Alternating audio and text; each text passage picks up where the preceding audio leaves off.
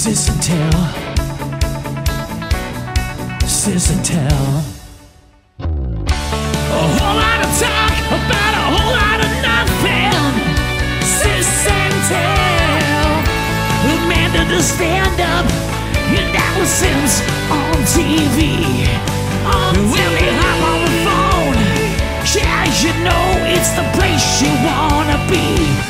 Sis and tell.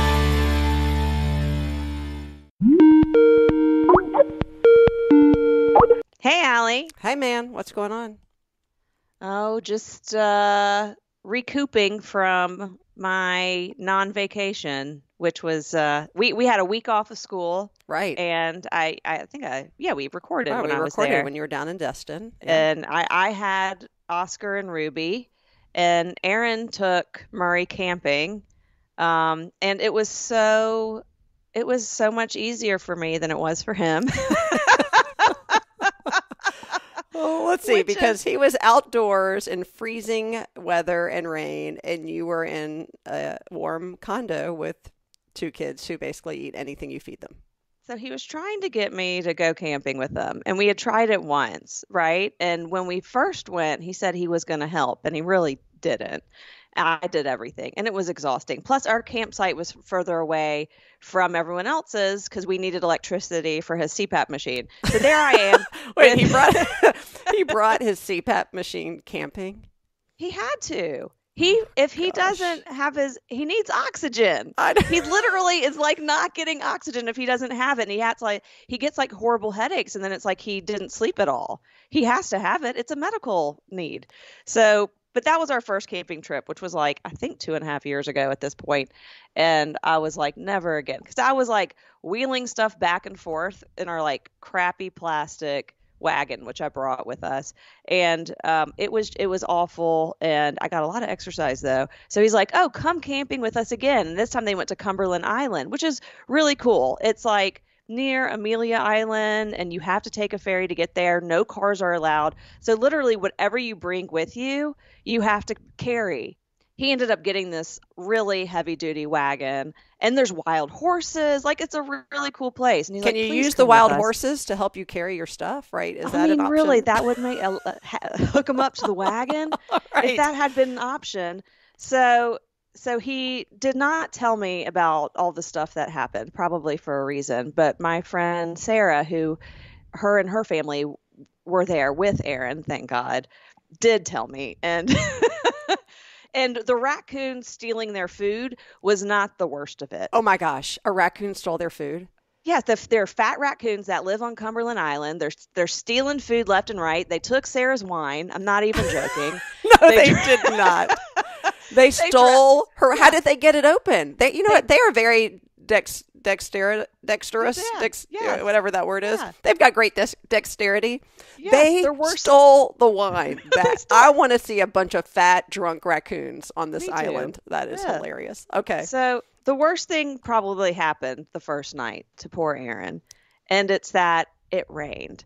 But usually if it rains, what do you do while you're camping? You go Under your tent or a tarp. Yeah. Yes, except Uh-oh. Aaron brought the wrong poles for the tent. Of course So- he did.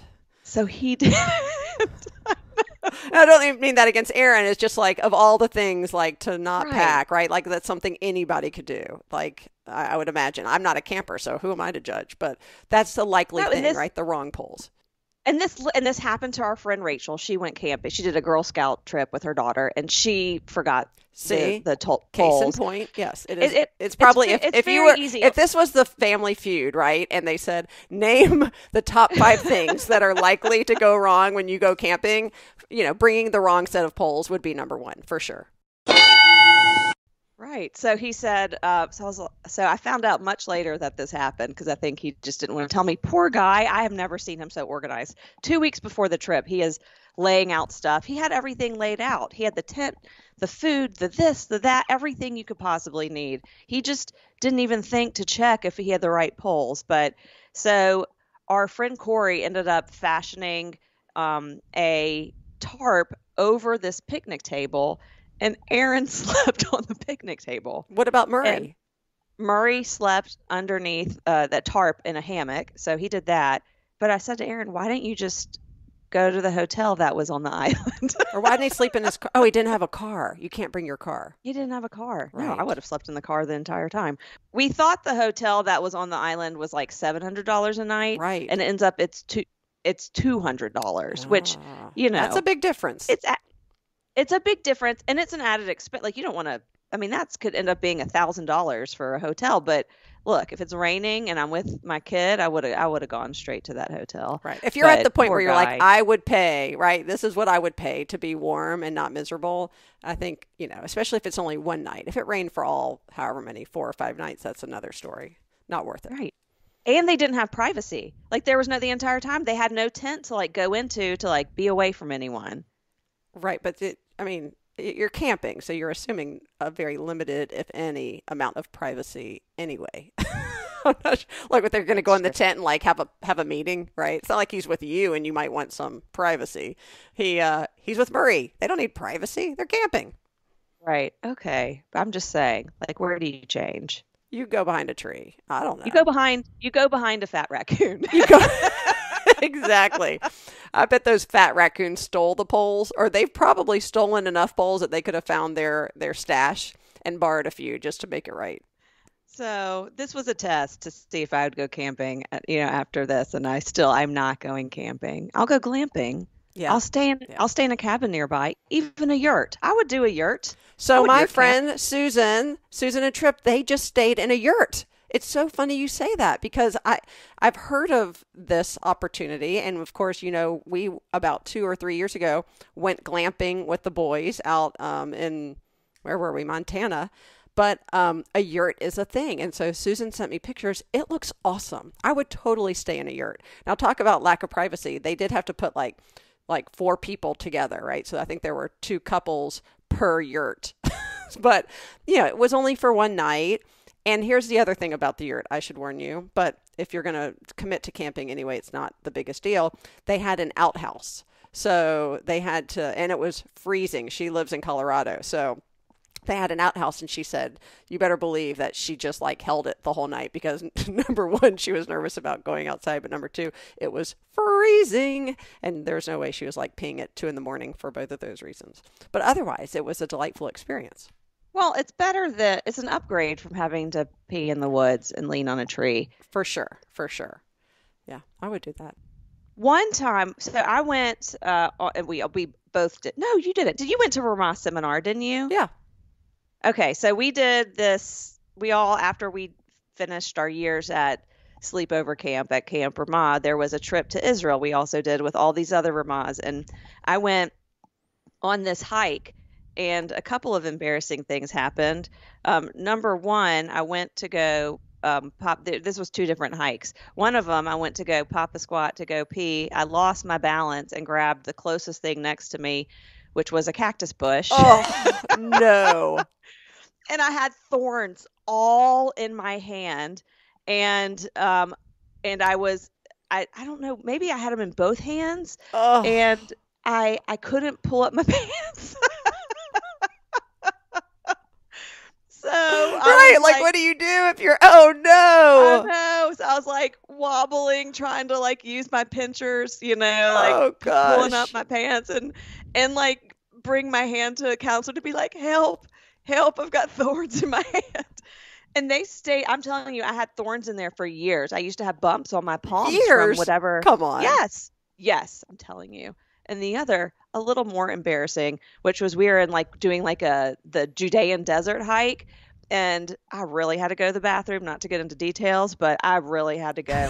So there's no place to hide. Yeah. This is the desert, and it's a rocky desert, right? So there are some boulders and rocks, and like you're kind of going around like a little bit of like mountainous stuff, right? Yeah. But there's nothing green to hide behind. And so I had to run ahead. Right? So I ran ahead as fast as I could. I did my business as fast as I could. And then I ran back to catch up with everyone. And we had to pass that point, which I knew we had passed the point where I had been because I stepped in it. No, you did not. I did. I stepped in my own poo. That is, I'm literally speechless. That is disgusting. It was so gross. I had nowhere to hide it. It's not like I could dig a hole real quick. I just, tried to go off. I thought off trail, but there was no trail because it was the desert. And oh my gosh! Did you? Sorry to all the hikers that followed. That is like the biggest hiking party foul I have literally ever heard. Oh my gosh! It was awful. Did everybody know you stepped in it? Yeah, I mean.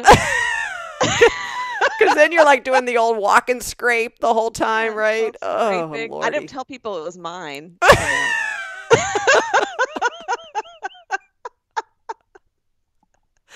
Thank goodness. Oh my gosh. All right, so I'll tell you my most embarrassing sort of camping story, which Alan may kill me, but it is hilarious. And we laugh about it now, even today. So when we were first married, so, we're about to celebrate 24 years. So first married, I'm like 20.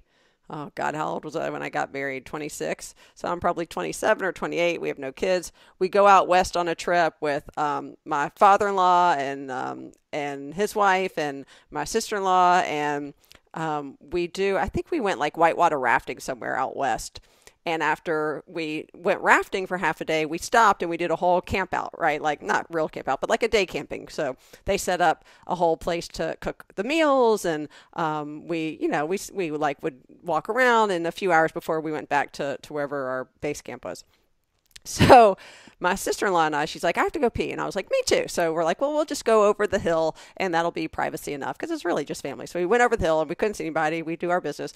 We're coming back, and what they had done, to your point, like, where is Aaron going to change if he doesn't have a tent? Well, they had set up sort of something that looks almost like an enclosed shower would look, right, with 4 sides, but they had used sort of either these tarps or blankets, and they strung them up on a tree, and they were very adept at this. So they strung this up so that you could go in and basically change and come out. Well, the problem was they strung it up like 3-sided. So imagine a square, but only 3 sides covered, right? So there's one side. Why didn't they just do a triangle? Well, they could have. Whatever the point was, there was a crack and a crack in their plan, because as Beth and I come over the hill, who is changing in this but my father-in-law? And so we come over, and as I said to him, I come over the hill expecting to see the beautiful sun, and all I got was the moon.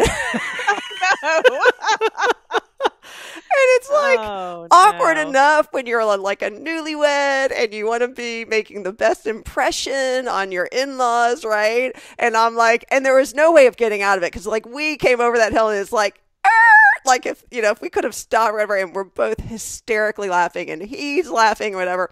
I mean, even till this day, he's like, remember the time? I'm like, I cannot forget it. It is seared onto my brain for the rest of my life. It is so funny. But thank goodness he laughed about it. I laughed about it. I'm still like, I feel myself getting a little embarrassed as I talk about it, though. At least it wasn't your moon, right? Yeah. I think that would be. The opposite could have been, yes, undeniably embarrassing. Yeah. Well, another embarrassing camping trip. I've got so many stories. I didn't realize you had been camping so much. This is funny. Well, yeah, this is because I went to camp, right? But one time we got to sign up for different like adventure weeks at Ramah, and I did this like whitewater canoeing trip, and I thought I was so smart that I partnered with one of the guides who was like extremely good looking. And I was 16. I wasn't like 9. I was 16. He was probably like 18. And I thought he was like the safest bet. I knew he was strong.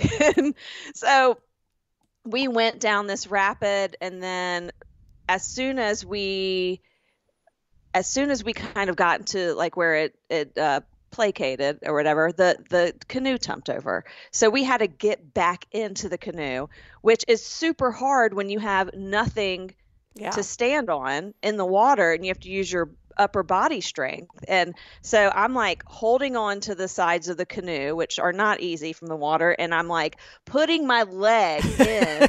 I wish people could see the visual of this. Right? So can you imagine? I'm like trying to stick my leg in, and I guess my bathing suit must have been a little loose Oh, because I see and the guide was already back in, right? And he's trying to balance. So, and he's looking at me and giving me pointers. And I see him look and then quickly look away. And then I look down and realize what he saw. So if you saw the moon, he saw the sun. Oh, no.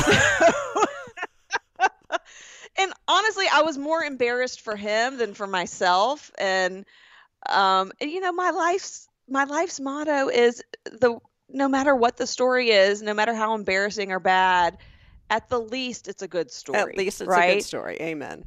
If I can laugh at myself, or more importantly, if someone can laugh at me, then right, it's worth it. I can make someone laugh, then we're good. So who knew that when I was 16, I would need this story, you know, Right. 20 It has years finally later. How old am I? paid 25 off. years later. Right.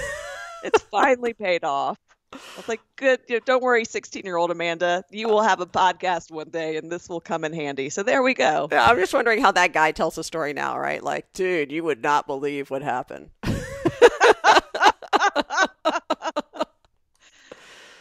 Well, in other news, although it is sort of related because it has to do with sort of starting a fire, which reminds me of camping. I think I told you that after 22 or 3 years of living in this house, we have never used the working fireplace. And of course, now after being stuck in my house for the past 11 months, I'm finally determined to get the fireplace working. I love the fireplace. Here's the problem. So I call this company, right? I let my fingers do the walking, but not how they used to do the walking in the 70s where you actually have to talk to a live human being. So I went online and I found a company that had great Google reviews. They had great reviews with the Better Business Bureau and, you know, all that stuff. And so I called them. They called me right back, and, you know, the woman was very attentive, and they came out to inspect. You know, in my head, I thought, oh, they'll inspect my chimney, they'll do a little clean out, and it'll be good to go. No, that's way too easy. Now they have to do this whole sealer and fix the top of the chimney. The sealer is imperative in order to not set my house on fire. Oh, yeah, because if there's cracks, then the fire can get inside your walls. Exactly. We had a crack. It got fixed. Oh, and do you use your fireplace? We haven't this year, but we do use our fireplace. Do you get it inspected every year? Like, is this an annual maintenance thing too? No, I think I mentioned that we had the smoke detector was going off like consistently, and it was something was faulty, and they came out to do like a carbon monoxide test, and the fire department was like, you need to get this. There's a crack in here. You need to get it looked at, and that's when I was like, oh. Also, duct cleaning is something you should do often. Go get your ducts clean. My duct or my duck? Like, I don't have like if I had pet ducks, they need to be cleaned, or because Both. we do live near a pond with many ducks. Yeah, both. If you have ducks, you should clean them, but also ducks. Yeah, we get our DUCT. air ducts cleaned on an annual basis. The chimney was another thing, and he shoved some high, powered camera up there, and he's showing me pictures, which of course I'm like, okay. It's like a colonoscopy for your house. Literally, my chimney got a colonoscopy. Yes, that's exactly what happened. So, and true to form, the same way if the doctor showed me, the x-rays or whatever from my own body, I have no idea what I'm looking at. He's like, here, can you see? I'm like, Can you just tell me how much this is going to be? And he gives me the damage, which is, I guess when I figured it out over 23 years, right? And he said, and there's a 15-year warranty, right? So this will, it's not the worst and it's not the cheapest, but I said, fine, I am determined to get this done. So he came out probably a month ago and he said, we're really busy, of course. Everybody like me has been at home and has decided they need to get their chimney working. So I'm not the first on the list. So we schedule it for 2 weeks out. 2 weeks ago, it pours the day they're supposed to come. They call. We're going to have to reschedule. They reschedule for the following Monday, which was this past Monday, right? It poured. The only day of the week it poured, like in the past 5 days, was Monday. So now they have to reschedule for yesterday, which was Tuesday. So this is the part of the story I literally can't make up. So I had a presentation yesterday. I give Alan my phone. I said, I have no doubt this guy is going to call from an unknown number and say he's on his way. You need to answer it, right? So I get out of my presentation and he's like, they called. He had to go pick up a different truck. He was in the wrong truck, whatever that means. And he said, so He's going to be an hour late. I'm like, okay, right. It's like I work from my house during normal times, but especially during COVID, I'm not going anywhere. An hour later, I get a call. He's like, so I picked up the truck. It has a flat tire. I have to go get it fixed. Okay, I'm going to be another hour late. So I'm about to head over, but now it's lunchtime. Do you mind if we stop for lunch? Well, what am I going to tell the guy? Don't eat? I don't want him working on an empty stomach. Like, he's fixing my chimney. I don't want my house to burn down. Sure, go eat. Finally, he's supposed to be here like at 1 o'clock. I get a call. He gets food poisoning.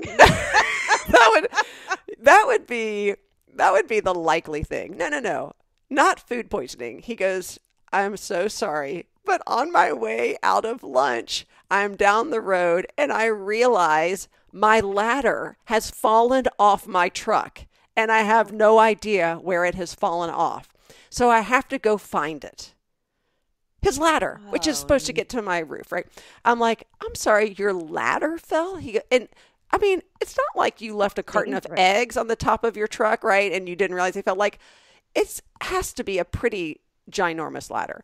So he goes, do you mind? Today has just been a terrible day. Can we come tomorrow? I'm like, yes, just come tomorrow. So hopefully they are coming tomorrow. I did say to him, I go, look, if I don't have a fire by Friday, I'm not going to be very happy. How long does this take? It's going to be springtime.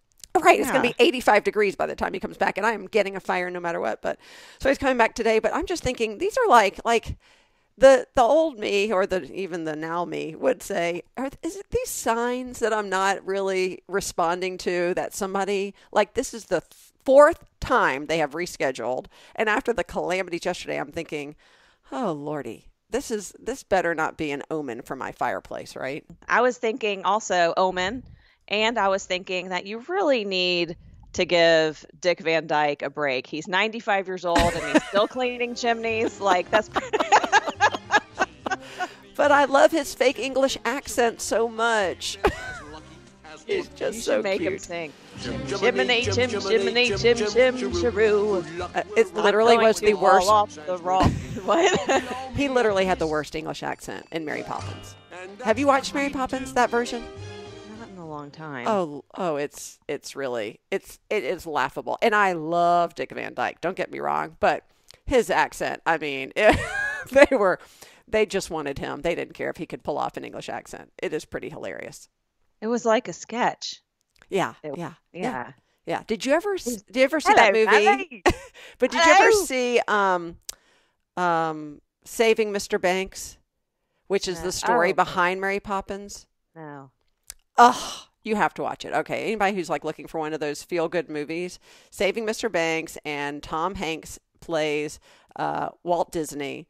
And it is a beautiful story. It's very sad, but it's also very hopeful. It's great. It's awesome. And it's based on the true story of how that whole movie got made. So with Tom Hanks, animation and all. Can we talk about all these crazy characters he's played? He has played everybody.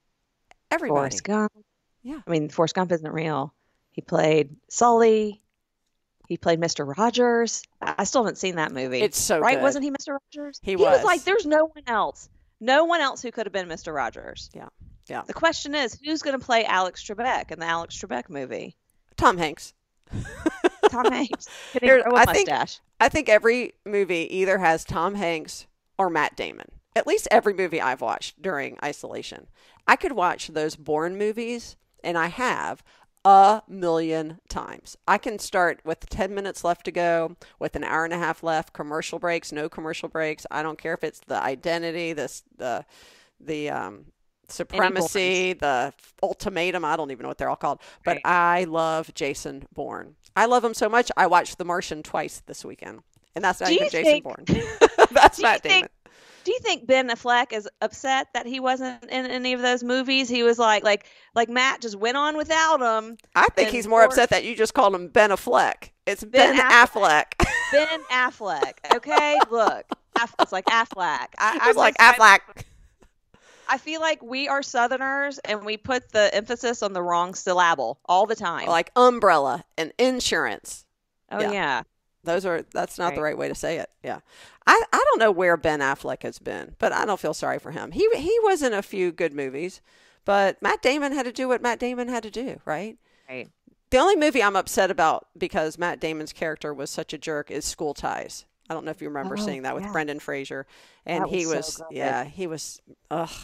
really upset. Thinking about that Matt Damon character gives me anxiety. But all the other Matt Damon characters I love.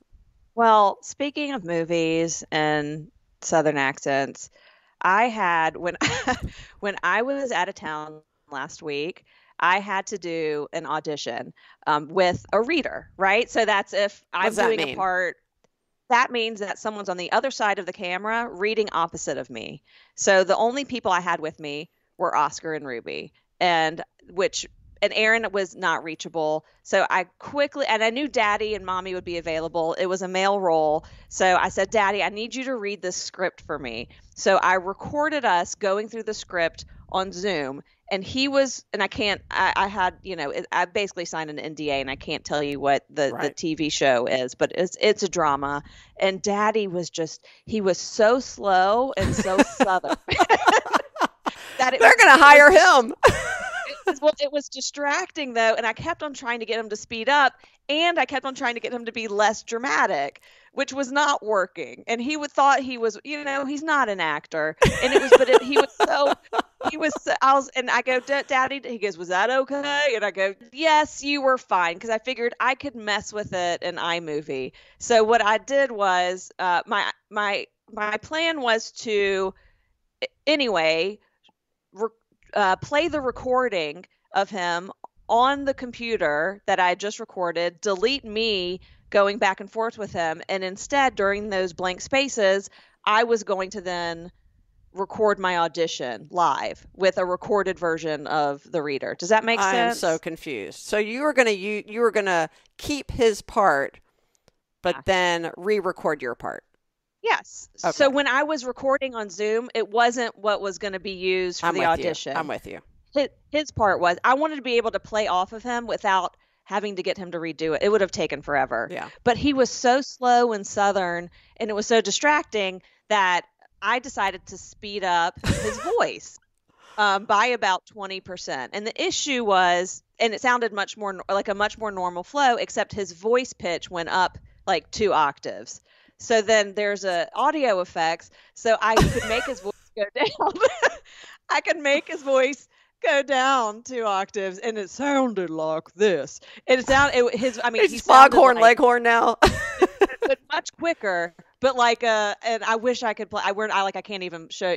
I can't let you listen to it. But I might be able to get a clip of him just asking me if it's okay, if he was doing a good job. I'm going to do that, and we can enter that.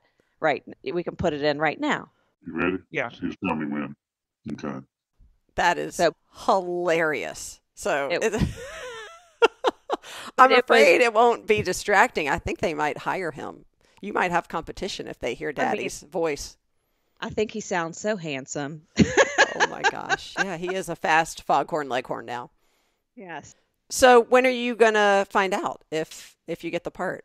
Oh, I never find out. I find out when I don't hear back. They never when you see the pilot airing and it's not you on there. Right. Yes. Oh, I never hear back. They never turn you down. That has got to be a terrible state of actor purgatory that you constantly live in. You have to have thick skin. No, I'm just used to it. You don't take it personally. Not that you take it personally, but I'd rather hear a firm no than a never hearing a yes.